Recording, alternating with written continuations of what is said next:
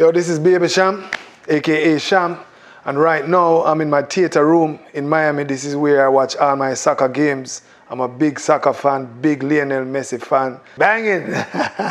Born and raised in a place in Kingston called Sherlock Crescent. It's really the ghetto of Kingston. It was the best growing up there, you know what I mean? Life has taught us so much. We didn't have plenty food, but we had just enough, so we were never hungry. We used to battle each other's DJing on the microphone or pretend that we had a microphone. It was the perfect way of growing up, and I wouldn't take nothing from it. One of the things that molded me is the story of how I made Ghetto Story. We used to do a lot of hustling. We used to have like government contract works. If the government wanted the community to clean the gully, a gully is a trench where water runs through the city. So every year the government would give contracts to clean these gullies out so the water would run smoothly. We would hustle these contracts, and when I was 14, we were doing that same type of hustling as kids, and an elder person pulled a pistol, pulled a gun, and shot my friend Richie.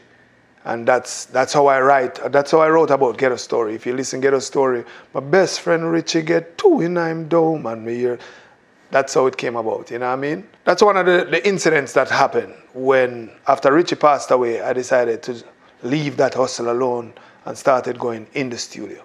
And without that happening, probably I wouldn't be Baby Cham today. You wouldn't have a Ghetto Story, you know what I mean? My friend Richie was super fun, you know what I mean?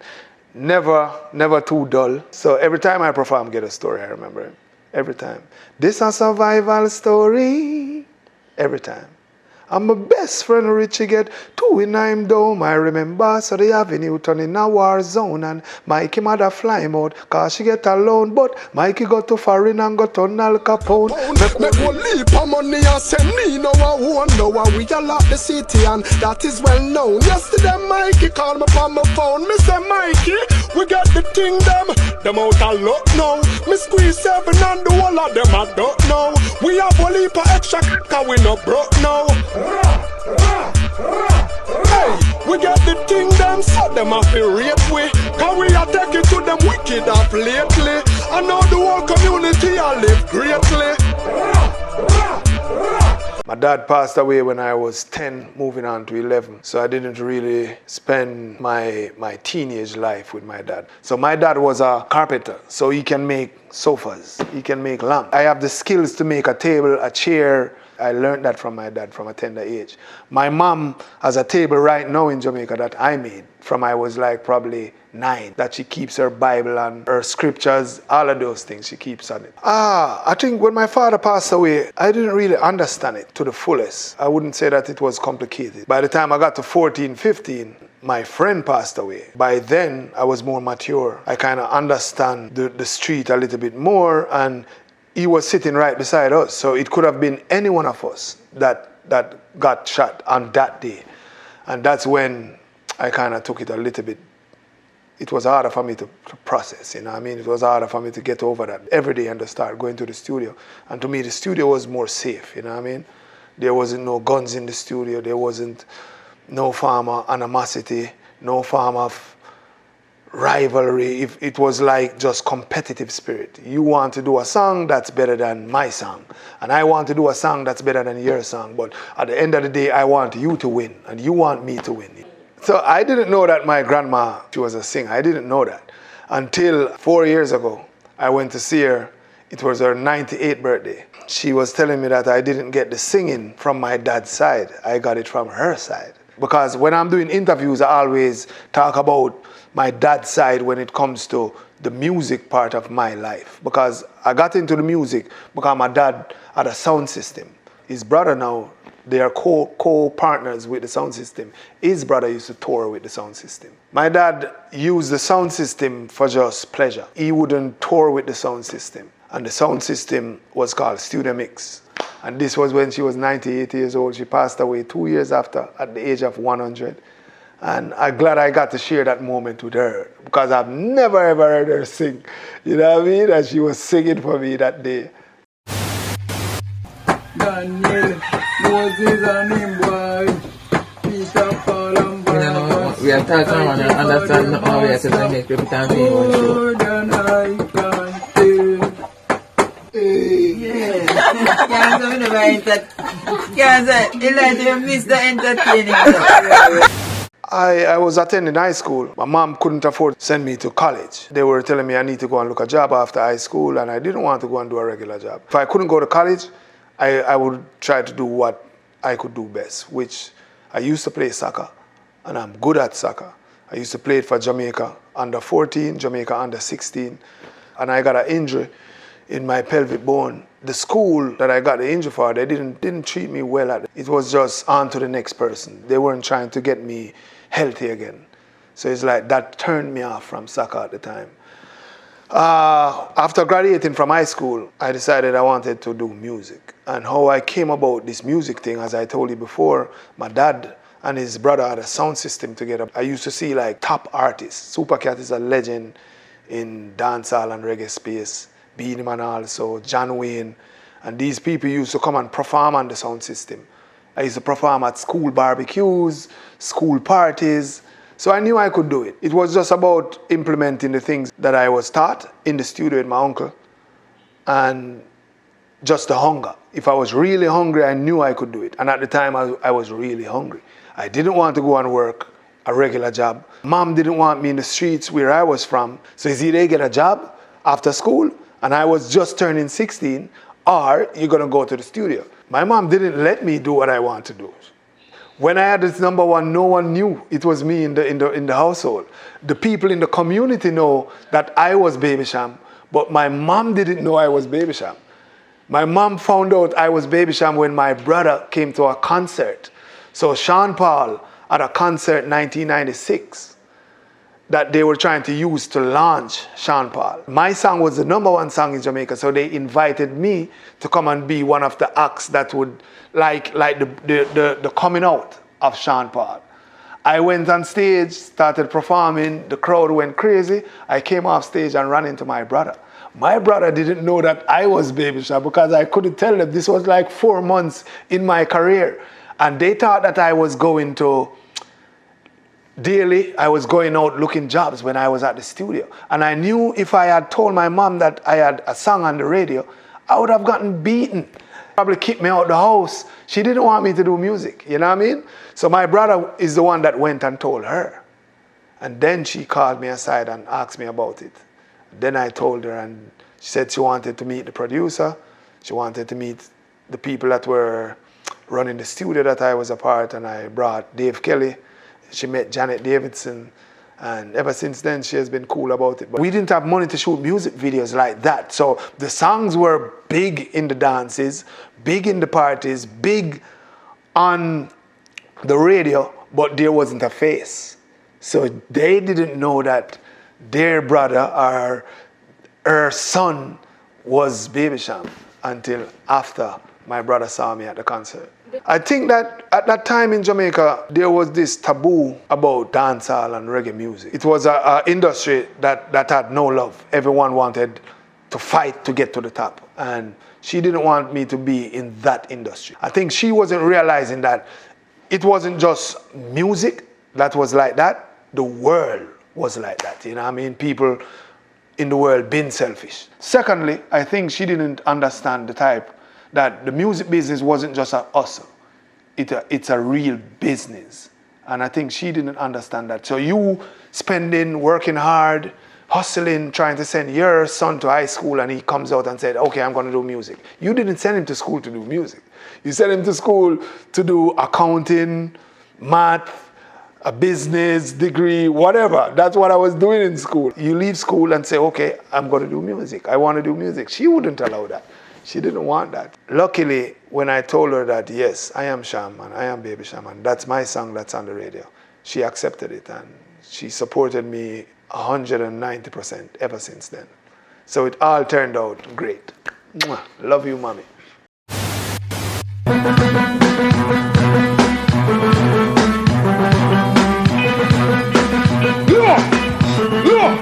You see me rolling in my pants, making mad money with my friends, rolling in some fat forerunners and beyond. Depends, it's all about more betterment, cause I'm a true player with the ladies on my ends. Pens, this is what the doctor recommends. Hence, I'm clocking all the yummy through my lens. Pens, me and my crew set in track. During my first month going to the studio, where I recorded my first hit song with Madhouse Records, I met so many artists. Buju Banton used to be at the same studio. So Dave Kelly, who is my producer, he's the one that put Buju Banton on. He's the producer of Buju's first album, Mr. Mention. Wayne Wonder used to be at the studio also.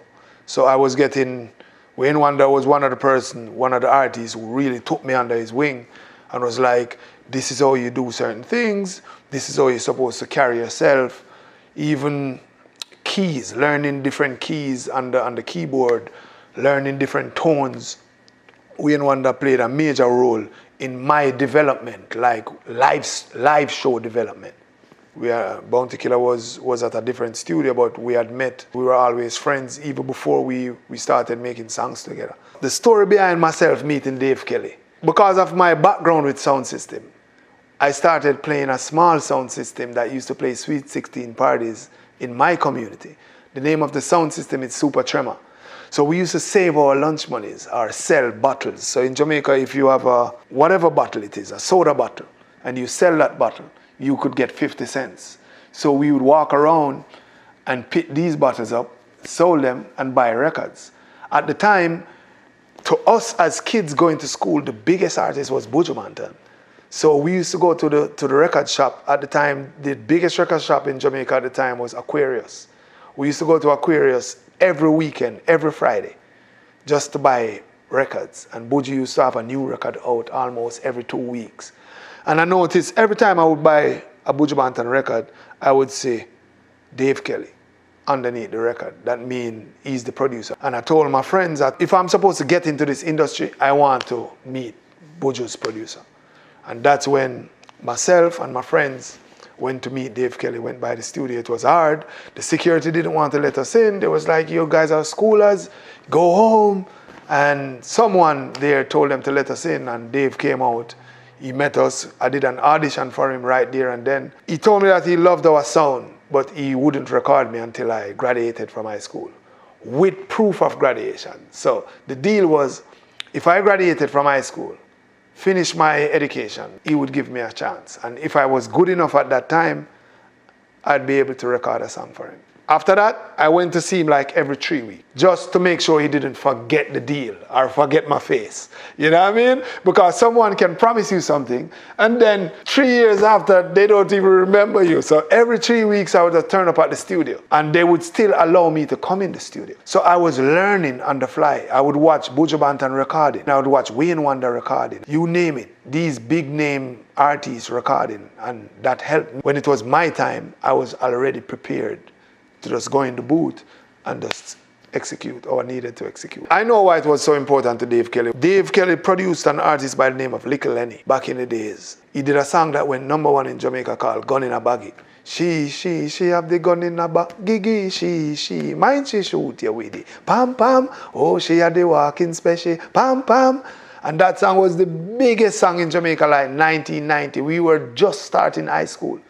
But Lenny was in 10th grade in his high school at the time, or 11th grade. And the song got so big and it was controversial, they kicked him out of the high school. And I think ever since then, it was one of his standards that if he's going to work with you, you can't be going to school. You have to have proof of graduation. It's a good thing, because at the end of the day, he's basically telling you that you need to have an education, no matter what, no matter how talented you are. She is a rebel, says she's stressed, so me give her some sex. I just loving them a request. Them here say we have the best. That's why y'all stay out my home and I blow up my phone, cause she want the vitamin S. Y'all want smoke my cigar and I run down my car, cause she want the vitamin S. Y'all a unbutton her skirt and I pop off my shirt, cause she want the vitamin S. Y'all not take no less, cause it good. Right now, I'm in my backyard. This is my little oasis. I created Jamaica in my backyard in Miami. So we are in my backyard in Jamaica in Miami.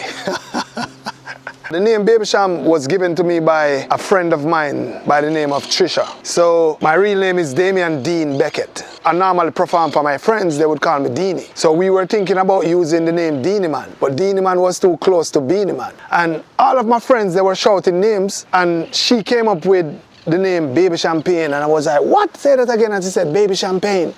I said, yo, that's cool. So the first thing you do when you get a name is try to introduce yourself on stage. On stage, out of Jamaica, Baby Cham, pain. I was like, you know what, it's too long. Let's cut the pain off and leave it at Baby Cham. And that's how we came up with the name Baby Cham. Breaking in the music business at the age of 15, 16, the thing that I couldn't deal with at the time was not being able to go to like a regular birthday party. Not being able to just chill because now you got so popular so quick. I knew that it was for the betterment of my family and for the betterment of what I wanted to do. But at the same time, there was this other side that wanted to just have fun that your friends were having, and I couldn't get to have that fun. Music kind of took that away. Music is very selfish. It doesn't allow you to do anything else but music. After these songs drop in Jamaica, remember that we have a large Caribbean surrounding throughout the world. So now concerts start coming in. And in order for an artist to survive, you have to tour, you know what I mean? It's not just about record sales, you have to tour. So now we start doing shows. I remember the first time landing in Canada, they rushed us to the hotel, got up the morning, opened my blinds in the hotel room, and I saw the sun as bright as today's sun. So I ran downstairs, ran outside, it was -5 degrees. It was the quickest U-turn I ever made around a revolving hotel door. You know, when the hotel door revolves like that, I was out and back in. I didn't have any shoes on. The girl at the front desk, she started laughing like, are you crazy? You can't go outside like that. But I was explaining to her that I'm not from here, I'm from Jamaica, and I saw the sun. We landed last night, it was snowing, and I was just so happy to see the sun. I was running outside. I didn't know that it was still cold, but I learned my lesson from then.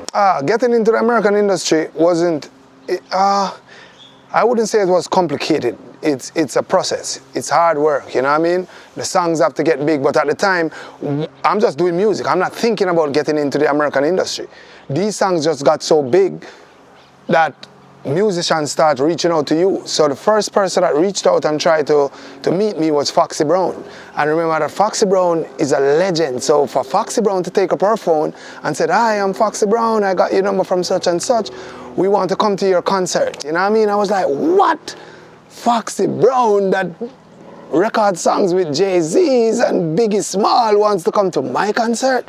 You know what I mean? So it was a big deal, and that's how we got to meet Foxy, and our relationship grew into friendship, and now Foxy is like, from ever since, like brothers and sisters. But it wasn't like we were trying to get into the American industry. We were just working. Breaker, call the undertaker. Will be dying, I am no faker. Send them crying back to their maker. Trying to be a shaker. They didn't know they shouldn't mess with people from Jamaica. Baby Cham and Foxy Brown, now we take the cake. Drop a bomb on them, now it's like a nerve cracker. See the fastest moving like a snake. Oh, what today when Yo, they have this saying in Jamaica. They say humble calves sucks the most milk. Sometimes people feel like you have to be arrogant for the world to see you. But the humble person probably don't get it instant, like today. But over a long period of time. Humble, patience, believing, slow wins. That's my motto, slow wins. It doesn't matter how we win. That's why you don't need to hype. It's not about hype, egos are individual. It's about the music and the work that needs to be done. As our creative juices flow, we stick to the philosophy of using the studio to have fun. Because music alone will live, nothing else. So the original Ghetto Story came out. It was probably number 19 on the Billboard chart, so we were doing really good. And I got a call one morning, and Dave Kelly told me that Alicia Keys wanted to get on Ghetto Story. I couldn't believe. I thought he was pulling a prank. I thought he was trying to trick. When we got to New York and realized that it was really serious, Alicia Keys wanted to really sing on Ghetto Story. Boom. I was the happiest man in the world. This was my artist, the female that I would buy her CDs as soon as it was released. Even though I'm an artist, I'm just a student of the game. And I'm a fan, you know what I mean, of her music. And we got in the studio, we knocked it out. She said it was cool for us to do the video. I thought that at first, she's a mega star. She was selling millions. And I thought that she would say, no, I'm not going to Jamaica to do the video. I want to do the video where I'm from, in New York. I don't have any time to go to Jamaica. She said, no. Ghetto Story, was born in Jamaica. I want to come where the original story started. I want to shoot it where you are from. And that to me, I owe Alicia everything for that, because that, when she came to Jamaica, it changed Jamaica that day. It was like a national holiday. The whole community was packed. Everyone was there. No one went to school. No one went to work. Everyone wanted to see Alicia Keys in the ghetto of Jamaica singing. All these kids that saw her on TV that basically thought they would have never even touched her, got to touch her, you know what I mean? And she's a very humble soul, even today's day. And it was just a good vibe, and Alicia is like that. She's always like family to me for what she did to our genre, to highlight your country and your culture, and she did that. And took that to the world, took that to her fan base, which made my song even a bigger song today. So thank you, Alicia. Enough love. Here's my survival story. This is my story. So many reasons to sing them. Yes. Now we got the keys to the kingdom. I remember those days when hell was my home, when me and mama bed was a big piece of foam, and me never like bathe and my ear never come. When mama gonna work, me go street go roam. I remember when Danny them get my snow cone and make him lick a bread of them, kick up Jerome. I remember when we visit them with pure big stone, and the boy Danny pop out something we full crown. We get the thing them out of luck now. We squeeze 7 and the whole of them I don't know. Me a bully for extra, cause we not rock now. Hey. Yo, dancehall, 2000s, the reason for the success is just younger generation. Younger generation getting more professional. Kinda start sticking to the script, understanding the project, understanding how to execute the project. Before, you used to have a lot of artists back in the 80s that used to make millions of dollars, but they would be late for interviews. They would turn up on time. They would turn up late for concerts. The artists of the 2000s really understand, and they were more open to critique, more open to knowledge, more open to education. So musicians of today's date and musicians of the 70s are two different, especially in the Caribbean. Musicians in the 70s were just naturally just talented, just freestyling. All these kids that are doing music now, including myself, we went to good schools and universities, you know what I mean? I didn't get to go to university, but I could have if my parents had the money. So they're really educated people doing music. Before, music was just seen as a little careless hobby, because they used to call Bob Marley a dirty dreadlocks, because they didn't understand that what he was doing was bigger than them. And now they have Bob Marley as the face of tourism in Jamaica.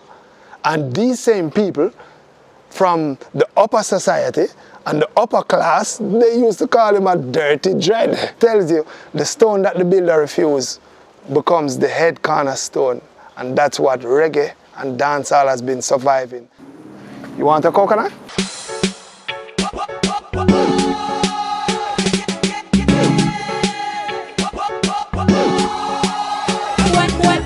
Wine up my body, me a wine up my body. Wine up my body, me a wine up my body. Wine up my body, me a wine up my body. Back it up and wine up my body, me a wine up my body. Wine up my body, me a wine up my body. Wine up my body, me a wine up my body. Back it up and wine up my body. Love how you sit down and wine pon your head. You have the boom, them gyal the wine dead. Baby that split, they a mash up me head. Me and me gyal a touch till we jump off up. Me say gyal fi beg, gyal fi get love till them can't feel them. Woman a touch gyal and a treat them like egg. Woman want feel like them just done.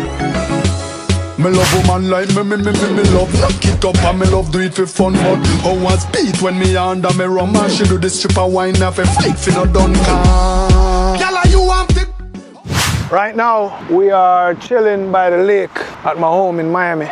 My home away from home. So I try to surround myself with everything that I love from Jamaica, which is water, greenery, and good people. Can you hear me? So I have a sports agency group by the name of BMG. We sign soccer players and we get them from Jamaica in a regular league and get them into leagues throughout North America or Europe. And we just got a player signed to David Beckham's team, Inter Miami. And that's my business away from music. At the time when he got signed, he was 22. And when you see the joy on his face, every 2 weeks, his check is going in his account, he can start helping his mom. That to me is more blessing than anything else in the world. Because at one point, I was right there, you know what I mean? I wanted a way in. One hand can't clap. If you go like this, you'll never hear any sound.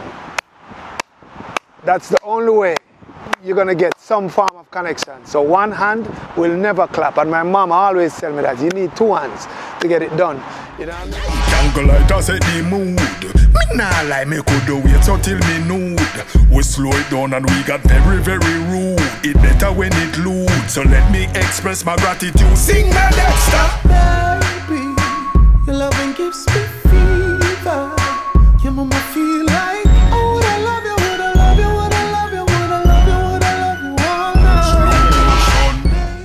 night. So Lawless is a brand that I started probably 10 years ago. I was going to Jamaica to promote wine and turn up. I've been in Jamaica for a while, and the whole scene had changed where this was this huge payola thing that was going on.